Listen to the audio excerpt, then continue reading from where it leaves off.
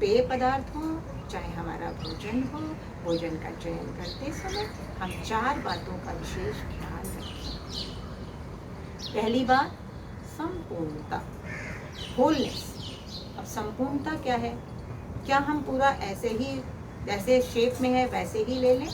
नहीं, इसका मतलब ये है उसके कंटेंट, उसके गुण, गुणवत्ता में वो संपूर्णता का गुण रखते हैं। होलनेस इज होलसमनेस, ऐसा हमारे स्वामीनाथन जी ने हमें बताया है ना। तो जैसे कि संपूर्णता में आता है, हम गेहूँ चावल वगैरह जो भी दालें वगैरह खाद्य पदार्थ जब सेवन में लाते हैं तो चोकर रहित आटा, तो वो संपूर्ण नहीं होगा, है ना। पॉलिश वाले चावल मिलते वही हैं, लेकिन उनमें हम कैसे सुधार भी कर सकते हैं। जैसे मान लीजिए आपको चोकर रहित आटा, अपने आप चोकर नहीं निकालें, कोशिश करें कि गेहूं को पिसाकर उसको चोकर सहित इस्तेमाल करें ताकि उसकी होलनेस बची रहे। शरीर के अंदर उसकी होलनेस की ज़रूरत है, अदरवाइज तो केवल शरीर का बोझ है ना, टैक्स और वाइटैलिटी है। तो ऐसा नहीं करने के लिए आप बाज़ार से गेहूं को ले लें। अगर मान लीजिए आपके आसपास चक्की वगैरह नहीं है तो भी कोई चिंता की बात नहीं है। उसकी होलनेस को बढ़ाने के लिए हम कुछ और बुद्धि से ऐसा प्रयास कर सकते हैं। साबुत गेहूं को लेकर एक मुट्ठी रात को भिगो दें और सवेरे उसको फूल जाएगा वो, और उसको अपने ग्राइंडर में या मिक्सी में छोटी जार में डालकर पानी सहित ही उसको थोड़ा चर्ण कर लें। जितना पानी चाहिए उतना डालकर उसको चर्ण कर लें। चर्ण करने के बाद वो पेस्ट सा बन जाएगा, और उस पेस्ट को फिर अपने जो आपका गेहूं का आटा रखा हुआ है उससे मिलाकर उसको गूंद लें। तो उसमें कुछ उसके तत्व जो कि हमने भिगो दिया तो धरती के गुण आ गए, तो होलनेस कुछ हम बना सकते हैं। केवल दोष देने से काम नहीं बनेगा कि चीज़ें तो ऐसी ही मिलती हैं, लेकिन हमारी माताओं को, बहनों को इस तरह के प्रयास करके अपने अपने परिवारों को स्वस्थ बनाना है, निरोगी बनाना है, एक स्वस्थ समाज की रचना करनी है। तो उसके लिए अगर हम उस तरफ प्रयास करेंगे तो ज़रूर हमें उस तरीके की बातें मिलेंगी। तो इसी तरीके से होलनेस, चावल के अंदर भी जो कमी है उसमें कुछ सब्जियों को मिलाकर हम पकाएं तो वो भी दूर हो जाएगी। बहुत ये सोच समझ की बात है, और समझ कर अगर अपने भोजन शैली को हम कुछ संपूर्णता की ओर लेकर चलेंगे तो धीरे धीरे हमारी यही विचार, हमारी यही वाइब्रेशन समाज में फैलेगी और ये दूषित समाज फिर से बहुत सुंदर बन जाएगा, है ना। तो पहला गुण होना चाहिए होलनेस, और दूसरा फिर आता है फ्रेशनेस। जो होलनेस जिसमें है वो फ्रेशनेस का मतलब ये है कि जैसे आप फलों को लेते हैं, सब्जियों को लेते हैं, है ना, तो इस तरह की चीज़ों को जब हम पका कर बहुत देर रख दें तो भी उसकी फ्रेशनेस चली जाती है। फल को लाकर बहुत समय तक फ्रिज में ही पड़ा कई बार रह जाता है, तो उनके अंदर की जो होलनेस है वो तो जाती ही है, और बल्कि फ्रेशनेस जाने की वजह से उनमें एसिडिटी के गुण आ जाते हैं। तो फ्रेशनेस होनी चाहिए।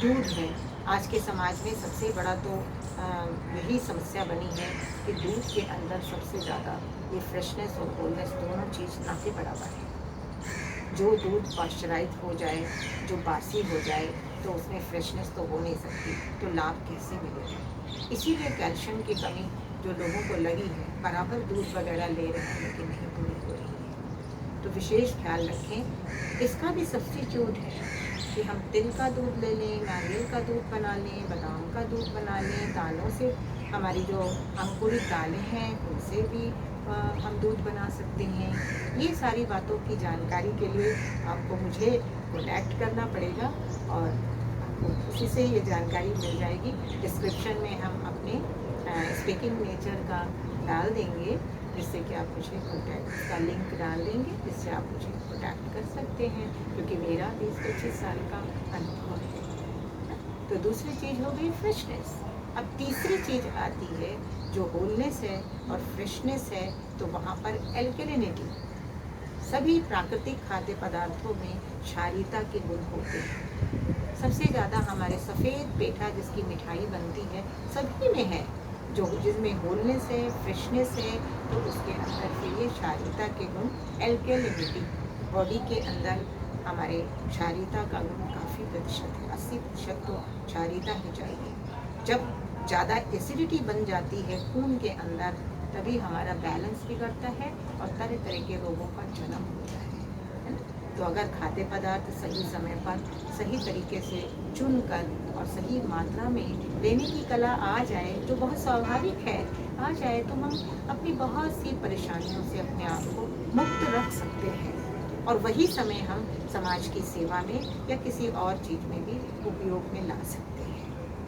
तो ये हमें समझना है कि फलों को और सब्जियों को काट कर ना रखें, ऑक्सीडाइज भी होंगे और उसके अंदर के एल्कलिनिटी के गुण जो हैं, एल्कलाइन जो होती हैं, वो ख़त्म हो जाएंगे। फिर हमें अलग से अल्कलाइन वाटर और इधर उधर बुद्धि को ना दौड़ाएं, है ना, कि इसको लेकर इसकी पूर्ति हो जाएगी, नहीं होगी।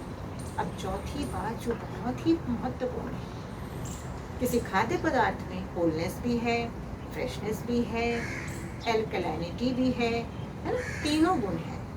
लेकिन उसको भी अगर हमने फ्रूगल ईटर बनके, माने फ्रूगैलिटी चौथा गुण है, मितव्ययिता, उसका प्रयोग थोड़ी मात्रा में भूख के अनुसार अगर ना करके ज़्यादा कर लिया, तो वो भी क्या बनेंगे, उनका जो हमें इफेक्ट मिलेगा वो सही नहीं मिलेगा। तो इसलिए उनको थोड़ी मात्रा में, माने परिमित मात्रा में सेवन करें। सारे समाज में ऐसी ही विचारधारा है कि खाने से बहुत ताकत मिलती है तो खाते रहो। ऐसी बात नहीं है, खाने से ताकत नहीं मिलती है, ताकत तो मिलती है पचाने से, है ना। और पचाने वाली जठराग्नि जो है वो अंदर है। गीता में एक श्लोक आता है, अहम वैश्वानरो भूत्वा प्राणिनाम देहम आश्रिता प्राण आपान समायुक्तो पचामि अन्नम चतुर्विधम्। 4 प्रकार के हम जो अन्न हैं, 4 प्रकार के अन्न माने इसमें रस है, सूखा है, ऐसे ऐसे हैं, उन सबको पचाने की ताकत मैं हूँ, माने हमारी जीवनी शक्ति। तो अपनी जीवनी शक्ति को पहचानिए और 4 प्रकार के जो भोजन के अंदर ये गुण होने चाहिए, इनको समझदारी के साथ अगर हम लेंगे, धीरे धीरे करके अगर हम सीखेंगे। Go slow. कई लोग ऐसी बातें सुनते हैं कि भोजन शैली को बदलना है, बिल्कुल ड्रेस्टिकली वो बदल लेते हैं। तो ऐसे लोग ज़्यादा समय तक टिक नहीं सकते हैं। अगर आपको पूरे जीवन भर सुखी रहना है तो क्या करना होगा, धीरे धीरे उसके अंदर के सिद्धांत या जानकारी को पहले समझना होगा, सबकॉन्शियस को देना होगा, उसके बाद फिर प्रैक्टिकल तो अपने आप हो जाएगा। तो धीरे धीरे अपने अंदर चेंजेस लाएं। जैसे मैं आपको थोड़े से टिप्स बता दूं, अगर आप सुबह चाय पीते हैं तो नारियल पानी वगैरह, शरबत वगैरह ऐसे करके कुछ ले लें, रसाहार ले लें। उसके बाद दोपहर में फिर आप नाश्ते कुछ करते हो, जिसमें कि सेकेंडरी फूड माने ब्रेड है और तरह तरह की चीज़ें हो सकती हैं, वो लेते हैं। थोड़ा उसको स्किप कर दें, थोड़ा छोड़ें। अगर ज़्यादा थोड़ी मात्रा में लेकर फिर कच्चे सलाद उसमें ऐड कर लें, क्योंकि हमारा मन भी खुश होना चाहिए। खाने से हमें खुशी मिलती है, खाना कोई ऐसी चीज़ नहीं है जिस खाने से खुशी ना मिलती हो, वो खाना शरीर अपनाता नहीं।